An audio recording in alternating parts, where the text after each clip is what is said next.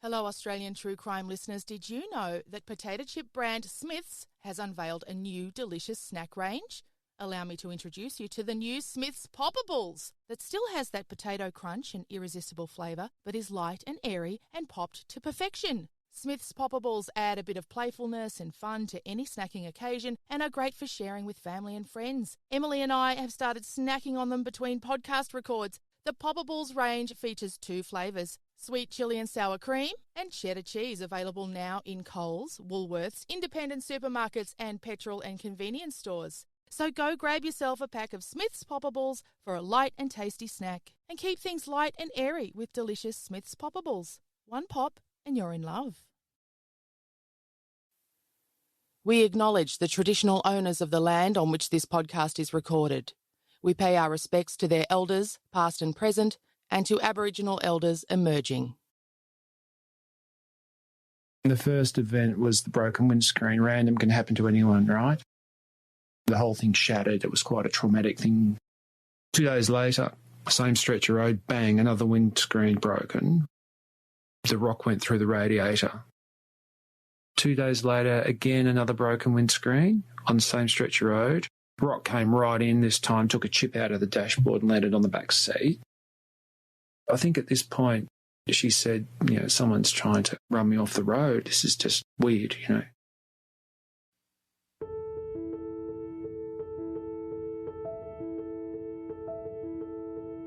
This is Australian True Crime with Michelle Laurie and Emily Webb.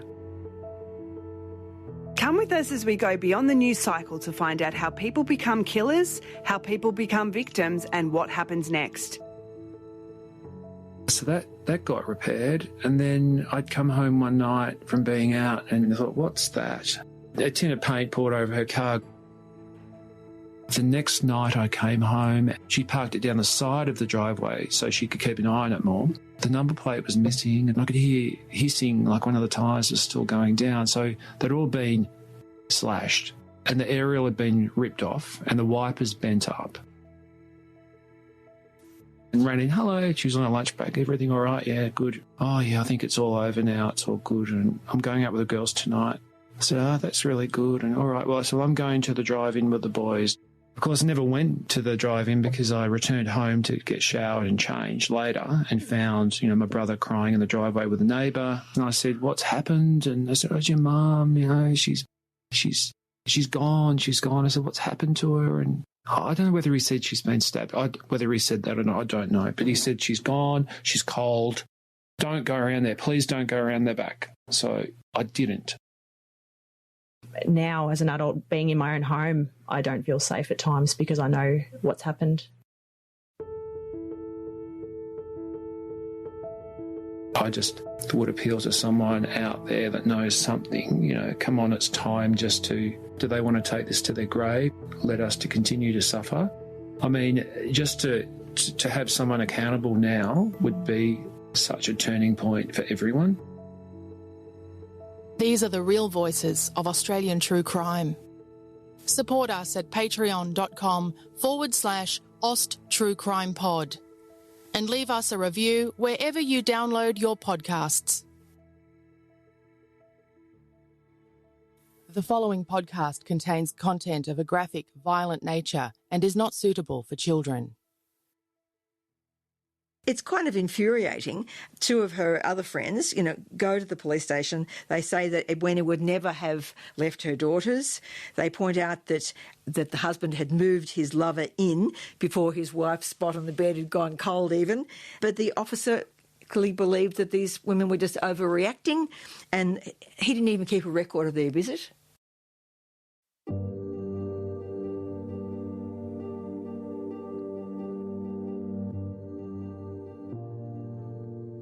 You may recall the shocking story of Singaporean student Ram Tiwari from a few weeks ago. He awoke from an afternoon nap in his Sydney flat to find his 2 roommates had been brutally murdered, and he ended up being convicted of the crime. His conviction was later overturned. That story was brought to us by journalist and author Liz Porter, who wrote about it in her book Crime Scene Asia. This week, Liz is back by popular demand with the stories of 2 women who'd both been registered as long-term missing persons before they were found to have suffered terribly similar fates. Liz, in your book, Written on the Skin, you wrote about a case that I've been quite interested in, but there's not a great deal of media that's available because it happened pre-internet. And that's the case of Sylvia Cave, who for quite a few years was a missing person. She had gone missing and people thought that she'd just disappeared. Forensics played a big part in actually finding out what happened to her. So tell us about Sylvia. It dates back to the 80s where, sadly, and I heard someone say this just the other day, that missing persons investigations were often just a matter of opening a file and asking a few perfunctory questions, and that was kind of it. Was Sylvia, for any reason, the kind of person that police might have thought, she's just wandered off? No, absolutely not. That's the thing. She's a Perth woman, Sylvia Cave. She vanished in October 1989 after a romantic weekend for which she flew to Melbourne with her American boyfriend, a guy called Michael Jeffrey Rice. And his story was that he had driven Sylvia to Tullamarine Airport on the morning of Monday, the 18th of October, 1989, so she could return home to go to her niece's wedding, so in Perth. But Sylvia Cave never checked in for that flight. So she wasn't the sort of woman who'd ever disappeared before, put it that way. No, not at all. And she had loving parents and a loving family. And her parents, obviously, immediately reported her missing. She's 35 at the time, Sylvia. But in 1989, the Missing Persons Bureau was a place where cases were filed rather than investigated. And the impression that the Caves got whenever they called was they were being over-anxious, overprotective, and their daughter was old enough to do as she damn pleased without She's these... an adult, it's not a crime to go missing, blah, blah, blah. Exactly. Her father, Ernest Cave, was so frustrated by the police's slowness to move on this, he actually flew to Melbourne himself to investigate. At her home, he finds the dress she had planned to wear to the wedding. I mean, I'm just appalled that the most basic investigations weren't done. And finds the present she'd bought. So very clearly she was intending to go to this wedding. So that this find of the dress and the present, that's proof to him that she never made it to the airport, and she had not, as the police were suggesting to him, just taken off on her own. And Ernest Cave also spoke to the boyfriend. He insisted he'd taken her to the airport, said goodbye to her there.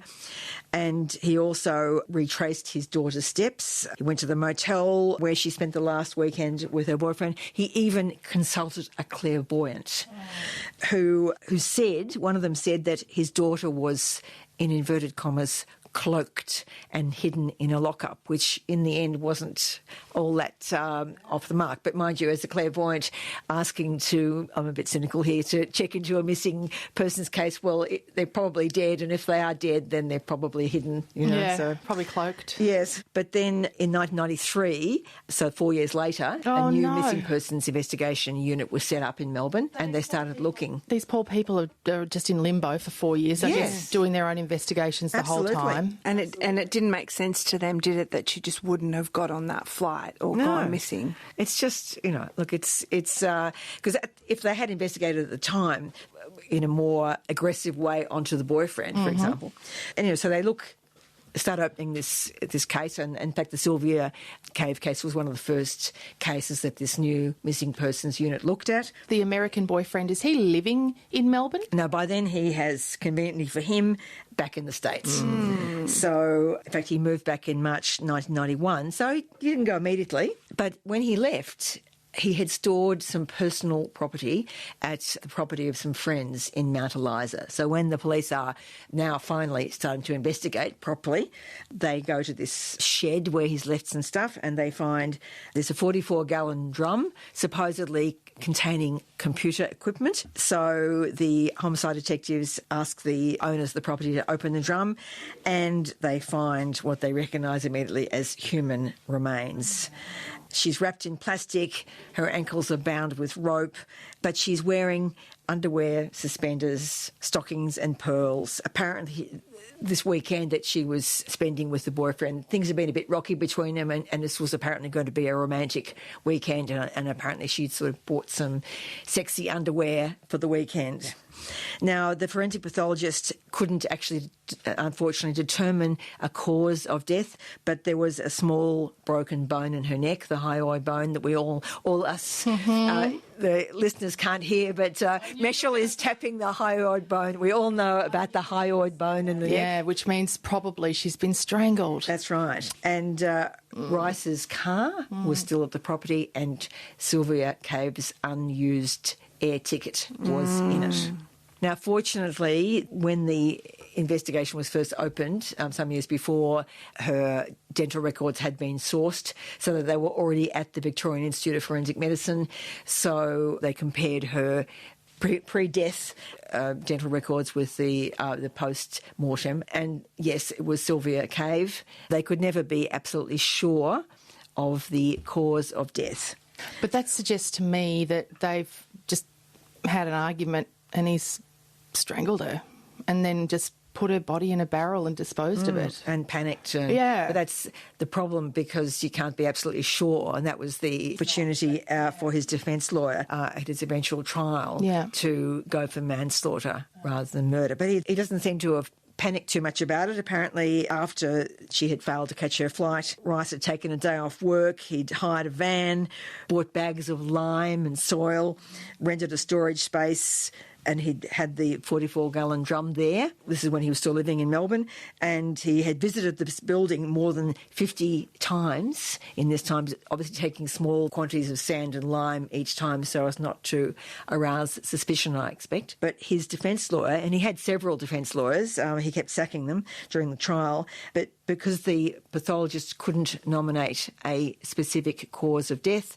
therefore, he argued that they couldn't convict him of murder but only of manslaughter, which is what happened. He's very nearly gotten away with it, though. Yeah. I mean, well, that's right. I mean, and as is the case with another body in the barrel case that we will discuss in a minute, being able to prove cause of death is absolutely crucial because, well, in this case, there was enough evidence that he was really hiding the body and enough evidence that he'd been the last person with her and therefore he was there at her death, so manslaughter was the possibility. But that hyoid bone oftentimes is the problem, isn't it? Because if the body is decomposed enough, that bone will often not be there anyway. So they can't even prove that it was fractured or that it was moved by violence. Yes. Did Rice offer up any explanation how Sylvia died? He didn't have to. Yeah, that's the thing. Of course. What's going through my mind is, there's more awareness about men who use the defence of the rough sex, the strangling. I know there's been some really high-profile cases in the UK and in New Zealand recently where there's definitely a lot more awareness. So he was convicted of manslaughter? Yes. What was minimum sentence for him? He got 7 years, but 4 years non-parole, and he'd already served some time in custody. So not really that long. He'd actually he'd moved on with his life, and he was married when they went to get him in the US. Well, yeah, we're embarrassing for his wife, I must say. After the break, the story that will infuriate anyone who identifies as a sport or dancing mum. But first, thank you to the following patrons: Kaz Shell, Lynn Campbell, Lola Adamson, Bryony Harris, and Let the Wookiee Win. I couldn't agree more. Coming up on Australian True Crime, the terrible truth of the location of a missing mum. But first, the background. There's another case about a woman called Edwina Boyle who went missing in 1983, and then years later they actually found out what had happened. So tell us about Edwina. This is a case where I see the hero, well, there are kind of two unlikely heroes in this case. One of them is the later son-in-law of Fred Boyle, because the son-in-law is the one who is very suspicious of a particular barrel that has always been at the house that Fred Boyle has lived in and has moved house with him several times over the years. So he's kind of one hero. And the other hero is the forensic anthropologist, a woman called Soren Blau, who is an expert at reconstructing broken skulls, and she was able to basically, in putting together all the pieces of what was, when it was discovered, a skeleton, was able to reduce quite a large hole in a skull to a hole that was actually very, very small and fitted the kind of hole that you would expect to be the trace of a bullet hole. But we're jumping ahead because the story itself is pretty damn extraordinary, because you've got this guy called Fred Boyle and his wife Edwina. They are skating parents, so their two daughters are passionate skaters. And in fact, one of them is considered to be pretty much an Olympic hopeful. She's only 11, but that's her future, it seems. Was this ice skating? Ice skating, yes. Oh. So 11-year-old Carissa Boyle, she's skating 3 nights a week, practising. It's Friday morning, and she's got a big competition that night, on the Friday night. When she wakes up that morning, normally her mother wakes her up, but this morning mother doesn't appear. She goes into the kitchen. There's her father weeping, apparently inconsolable. Her mother has disappeared. He's found a note, and she has apparently gone to Sydney with a truck driver called Ray. No surname. And she's left everything behind, and she's gone. So no sport parent does that. You know, I'm a sport parent. No dedicated sport parent would let their child down on the day of a competition. No. With Ray. She worked at a local chicken farm, so she was, but she would always find time to make her both the daughters, skating costumes. Of course, yes. Often spending her lunchtime sewing. So the idea that she would disappear at this time in particular was just literally incredible. But extraordinarily, all the skating parents seem to sort of swallow this. Really? Story. The other mums? The other mums. Jeez. And even more extraordinarily, effectively the next day after she disappears, Fred Boyle shacks up with another woman, another mother from one of the skating group, who leaves her husband, and they're suddenly together. Nobody says anything. This is Chris Dawson all over again, isn't it? The teacher's pet. Yeah, the 2 days after the wife just walks away from her children, he moves another woman in, and everyone goes, yeah, it seems legit. Were people too trusting in the 1980s to believe stuff? I think people didn't get involved in other people's relationships. Yes, and I sometimes at one point wondered whether it was that sort of bystander syndrome where everyone thinks that someone else should do something. But there were fortunately, well, it didn't do her any good, but Edwina Boyle did have other friends. And some of those other friends started making inquiries of the police. But again, and the police did go and interview Fred Boyle, but he would always give the same story. And it was basically swallowed by the police, this story. What about her family? Well, this is the thing. She came from the UK and her family was over there. But it's finally from the family that the police take the report of the missing person a bit seriously. But, you know, it's kind of infuriating. 2 of her other friends, go to the police station. They say that Edwina would never have left her daughters. They point out that the husband had moved his lover in before his wife's spot on the bed had gone cold even. But the officer clearly believed that these women were just overreacting, and he didn't even keep a record of their visit. And no action was taken. And it took a report made at a police station on the other side of the world by Edwina's older sister, Val Bordley, to actually raise the alarm. So she finally started worrying when her sister's regular letters ceased.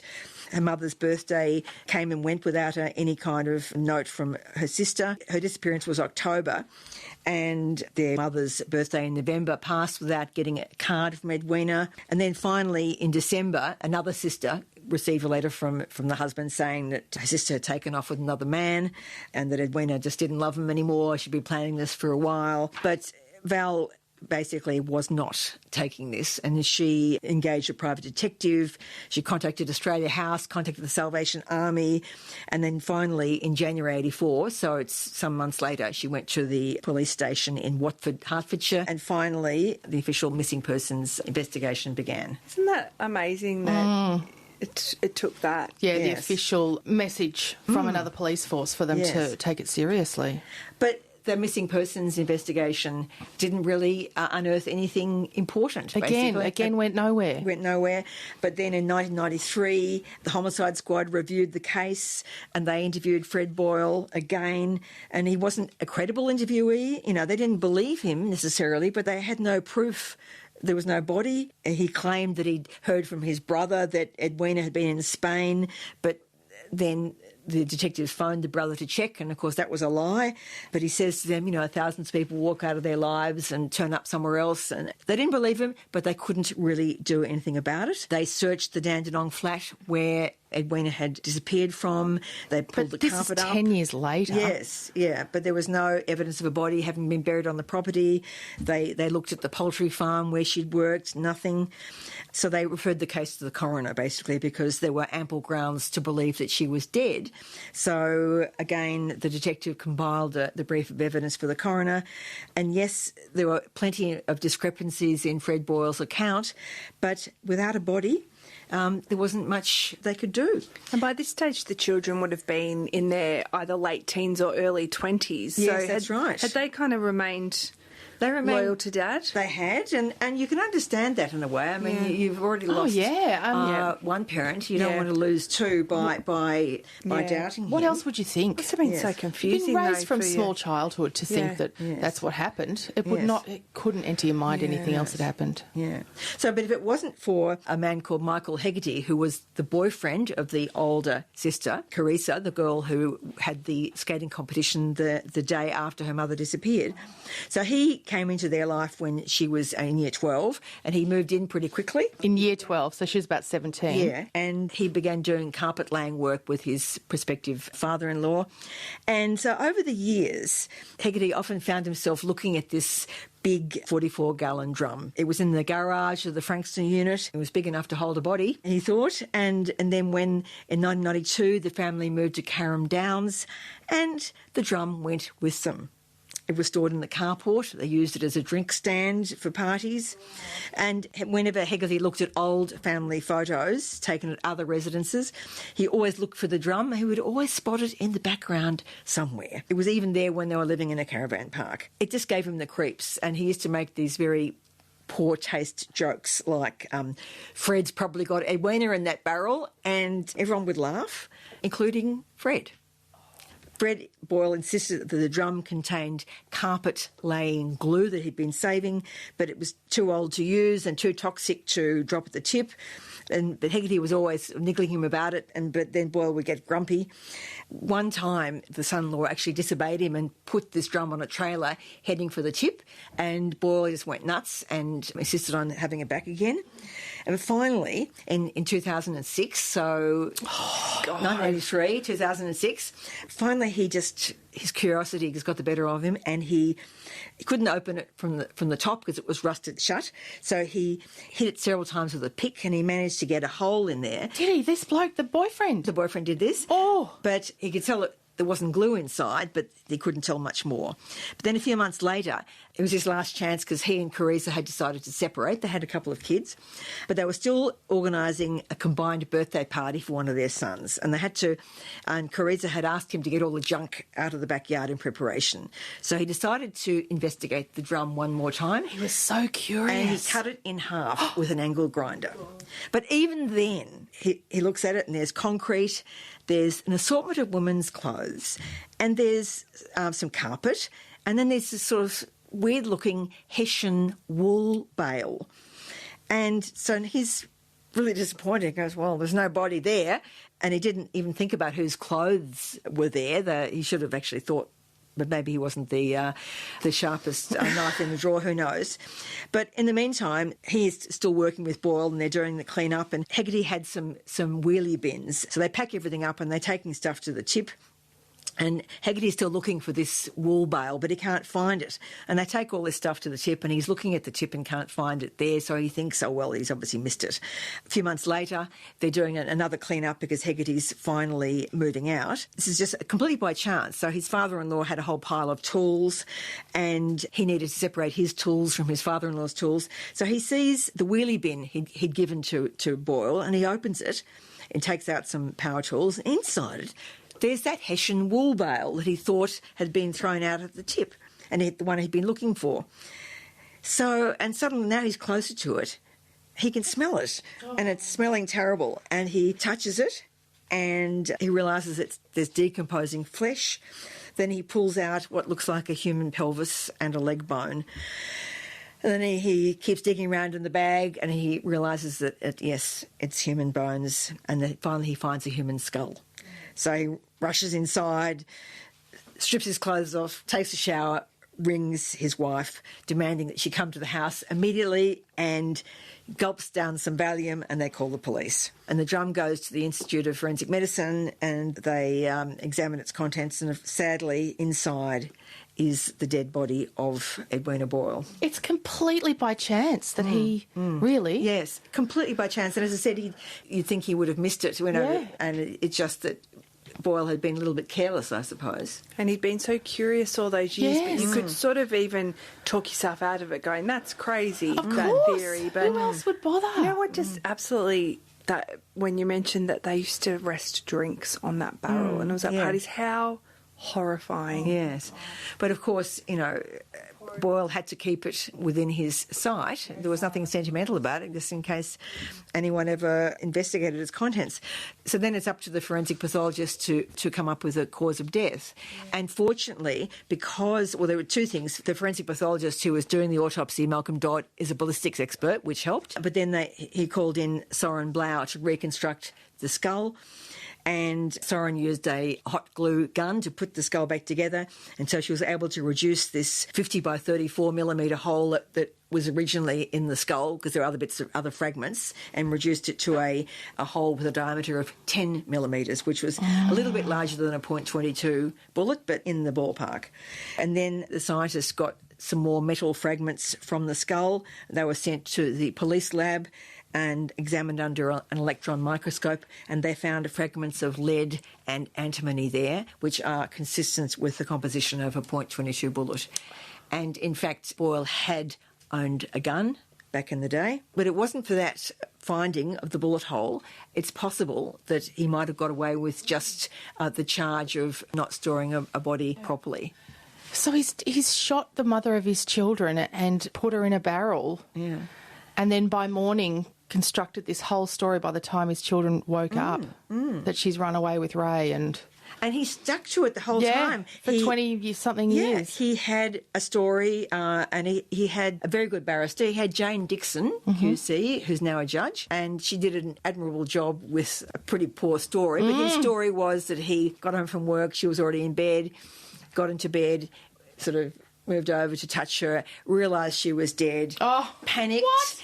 No one's going to believe me. I'm having an affair, so I'd better hide the body. That was his story.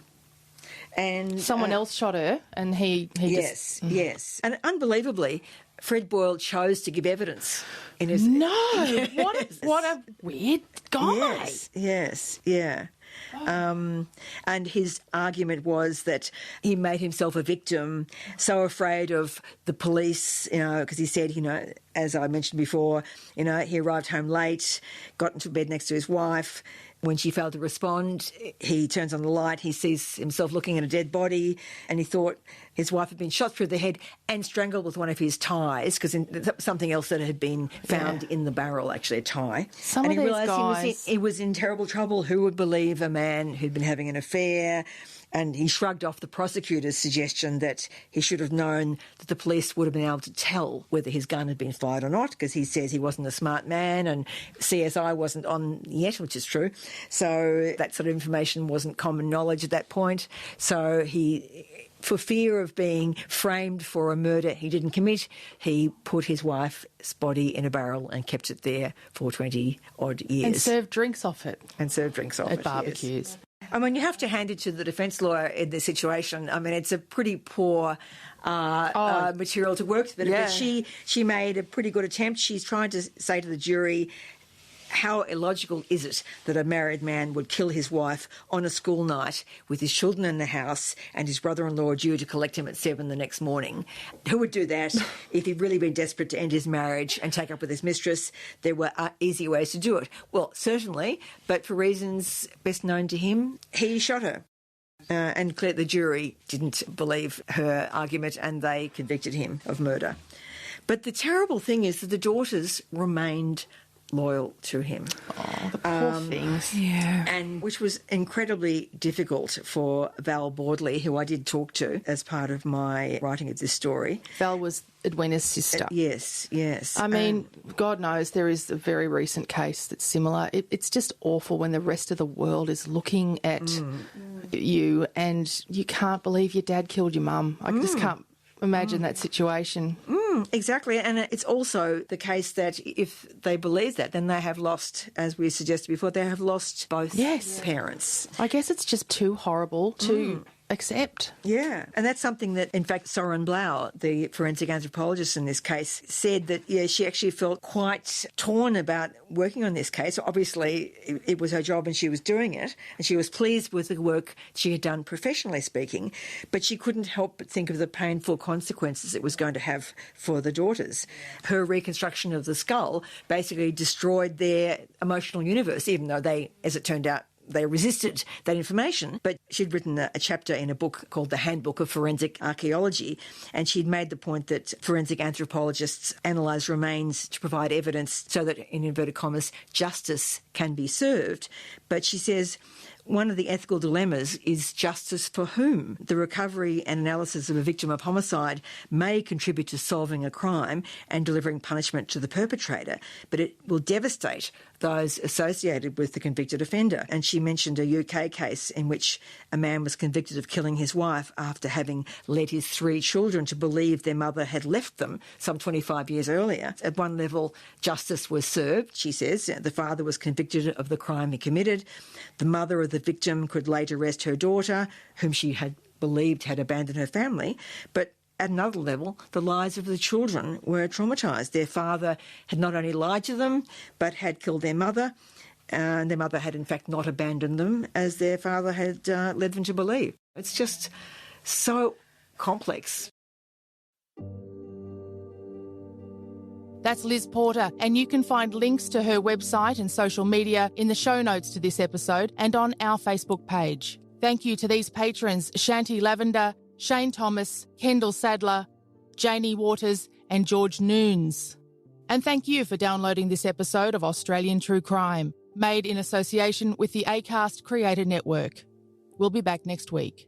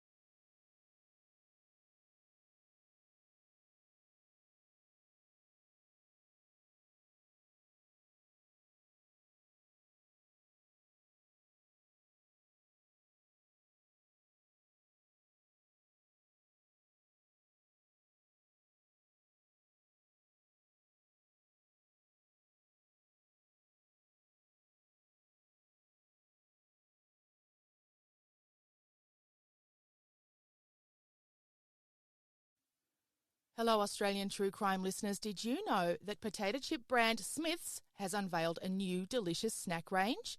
Allow me to introduce you to the new Smith's Poppables that still has that potato crunch and irresistible flavour, but is light and airy and popped to perfection. Smith's Poppables add a bit of playfulness and fun to any snacking occasion and are great for sharing with family and friends. Emily and I have started snacking on them between podcast records. The Poppables range features 2 flavours, Sweet chilli and sour cream and cheddar cheese available now in Coles, Woolworths, independent supermarkets and petrol and convenience stores. So go grab yourself a pack of Smith's Poppables for a light and tasty snack. And keep things light and airy with delicious Smith's Poppables. One pop and you're in love.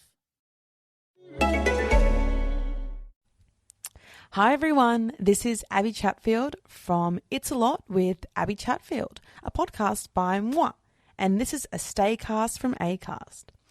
Please, please, please everyone, follow the government's advice right now, stay at home as much as possible and wash your hands. While you are staying at home though, you might need a little something to fill the time, and an amazing podcast that I can recommend is My Dad Wrote a Porno. This is the funniest podcast I've ever listened to. I recommend it to all my friends, and honestly, I'm jealous of anyone that's starting from scratch right now because it will fill your days with absolute joy. Listen now on the Acast app or wherever you get your podcasts.